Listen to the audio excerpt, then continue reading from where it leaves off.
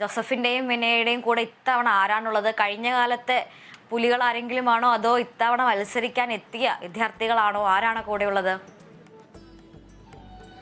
അതുല്യ, പുലി എന്ന് പറഞ്ഞാൽ പോരാ, പുപ്പുലിയാണ് ഇപ്പോൾ എൻ്റെ കൂട്ടത്തിലുള്ളത്. അതായത് 88 കാലഘട്ടം മുതൽ തന്നെ നാടകവേദികളിൽ സജീവമായിരുന്ന ഒരാളാണ്. അയാളെ നേരിട്ട് തന്നെ പരിചയപ്പെടാം, വിശേഷങ്ങൾ ചോദിച്ചറിയാം. എത്ര കാലമായി കലോത്സവ വേദികളിലുണ്ട് നാടകം? ഏകദേശം 35 വർഷമായിട്ട് ഞാൻ ഈ നാടക രംഗത്തുണ്ട്. 1988 കൊല്ലത്ത് വെച്ച് കിടന്ന സംസ്ഥാന സ്കൂൾ യുവജനോത്സവം എന്നാണ് അന്ന് പറഞ്ഞത്, കലോത്സവമല്ല. ആ കലോത്സവത്തിൽ പദ്യപാരായണത്തിനും നാടകത്തിനും പങ്കെടുത്തിരുന്ന ആളാണ് ഞാൻ. എൻ്റെ 8ാമത്തെ ക്ലാസ്സിൽ പഠിക്കുമ്പോൾ CL ജോസിൻ്റെ ദീപം പൊലിഞ്ഞു എന്ന നാടകത്തിൽ സീമ എന്ന പെൺകുട്ടിയുടെ വേഷം ചെയ്തുകൊണ്ടാണ് ഞാൻ നാടകരംഗത്തേക്ക് വരുന്നത്. അന്ന് കണ്ടിരുന്ന കാലഘട്ടത്തിൽ കണ്ടിരുന്ന കലോത്സവ വേദികളേക്കാൾ വളരെ ഇമ്പ്രൂവ് ചെയ്തിട്ടുണ്ട് ഇപ്പോഴത്തെ ഈ കലോത്സവ വേദി. ചേട്ടന്റെ പേര് പറഞ്ഞില്ല. എൻ്റെ പേര് അജയൻ ആലത്തൂർ എന്നാണ്. ഞാൻ 2001 നാഷണൽ തിയേറ്റർ സ്കോളർഷിപ്പ് വിന്നറാണ്. അത് കഴിഞ്ഞ് 2004 മുതൽ സൂര്യ കൃഷ്ണമൂർത്തി ഗ്രൂപ്പിലെ ട്രാവലിംഗ് തിയേറ്ററിലെ പ്രധാന നടനായിരുന്നു. കഴിഞ്ഞ 10 വർഷത്തോളം നാടകത്തിൽ സജീവമായി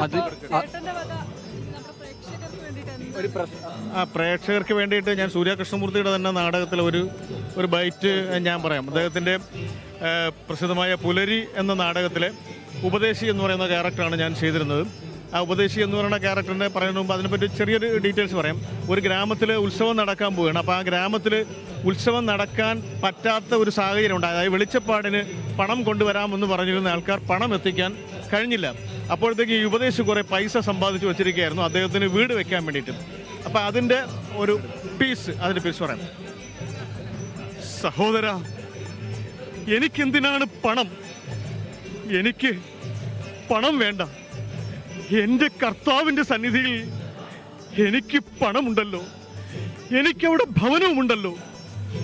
എൻ്റെ സഹോദരൻ ഈ കാശ് കൊണ്ടുപോയി ആവശ്യമുള്ളതെല്ലാം ഉത്സവത്തിന് വേണ്ടി സ്വരുക്കൂട്ടിക്കൊള്ളൂ. എന്നിട്ട് ഈ നാട് അതിസന്തോഷമായി വളരെ സ്നേഹത്തോടെ സാഹോദര്യത്തോടെ ഒന്നിച്ചു പോകുന്നത് കാണാൻ ഈ പാവത്തിന് ആഗ്രഹമുണ്ട്. ഈ പണം അവിടത്തേക്കുള്ളതാണ്, ഈ ഗ്രാമത്തിനുള്ളതാണ്, ഈ ഗ്രാമത്തിന്റെ സന്തോഷത്തിന് വേണ്ടിയുള്ളതാണ്. അതുല്യ, ഈ കലാകാരൻ പറഞ്ഞു വെക്കുന്നത് ഇതാണ്, അതായത് ചെയ്യുന്ന പ്രവൃത്തിയുടെ ഫലം അത് ദൈവത്തിൽ നിന്ന് ലഭിക്കും, ചെയ്യുന്ന കർമ്മത്തിന്റെ ഫലം എന്താണ് ലഭിക്കുക. എന്തായാലും അവിടെ ഇത്തരത്തിൽ കലോത്സവ നഗരിയിൽ പഴയകാല ഓർമ്മകളൊക്കെ അയവിറക്കാൻ എത്തിയിട്ടുള്ള നിരവധി കലാകാരന്മാരെ കണ്ടെത്തിയിട്ടുണ്ട്. അങ്ങനെ നിരവധി ആളുകൾ കലോത്സവം കാണാൻ വേണ്ടി ഇത്തരത്തിൽ എത്തുന്നു എന്ന് അറിയുന്നതിൽ വലിയ സന്തോഷമുണ്ട്. ഇപ്പോൾ